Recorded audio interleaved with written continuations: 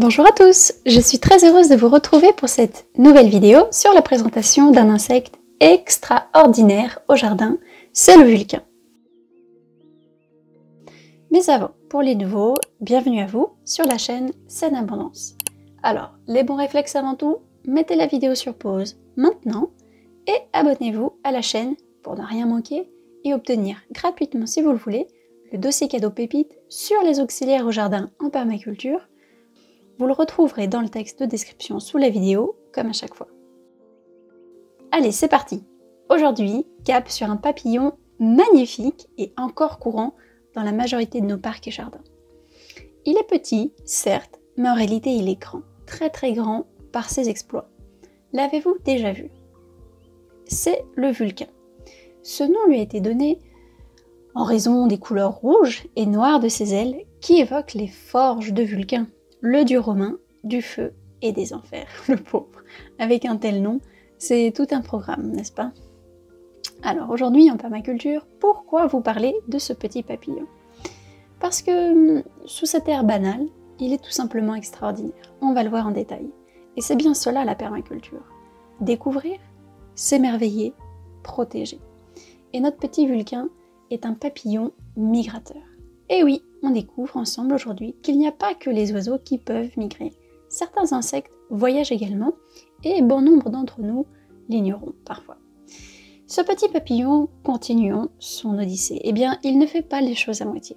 Avec ses toutes petites ailes, il vole sur des milliers de kilomètres. J'insiste, c'est juste énorme, des milliers de kilomètres.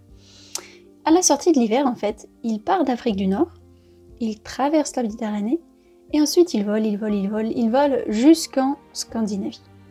Pas mal pour un petit insecte, non? Alors les moins téméraires, ils s'arrêtent.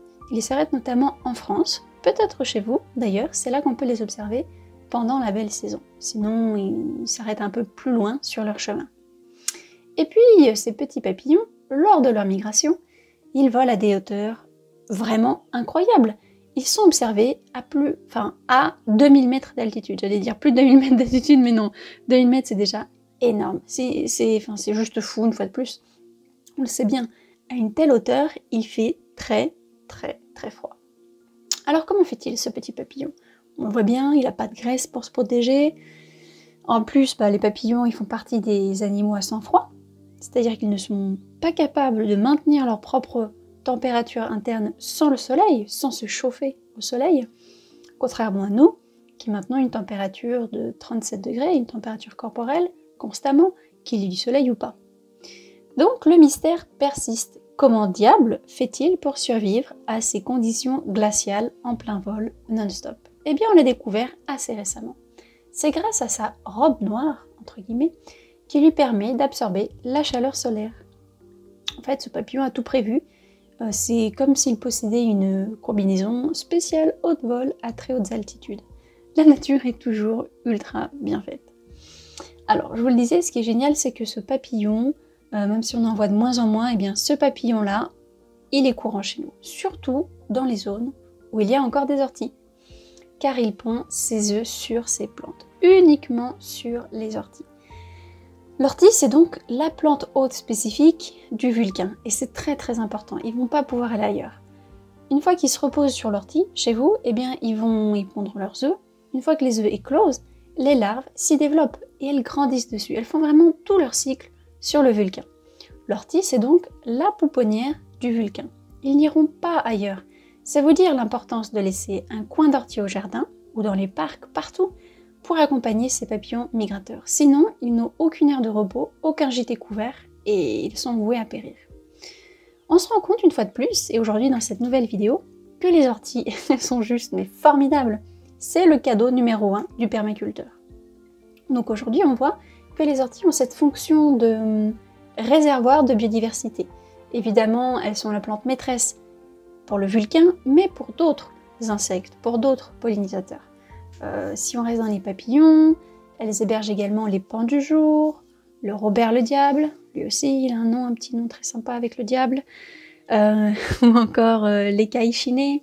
Voilà, donc plein de papillons, ils sont tous magnifiques d'ailleurs, non? L'ortie, c'est vraiment une réserve de biodiversité incroyable. Plus on étudie l'ortie, plus on découvre de choses. C'est une biodiversité fonctionnelle, donc gardez-les au jardin.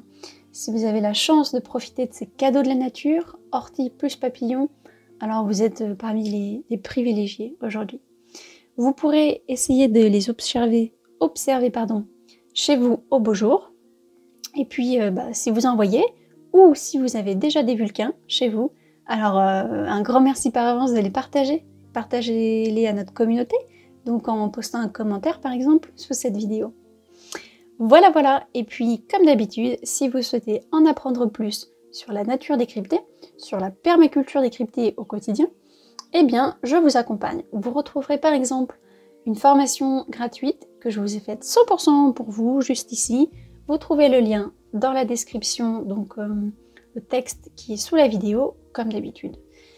Et puis, terminons bien avec le petit rappel qu'il faut vous abonner à la chaîne C'est l'Abondance pour ne pas rater nos prochaines vidéos. C'est assez important, donc faites-le bien. Voilà, et bien, hop, je vous dis à très vite, soit dans notre prochaine vidéo, soit directement par email, donc dans mon infolettre, gratuite, hebdomadaire. Et puis, je vous souhaite une très très belle journée. Il est temps de prendre soin de vous. À très vite.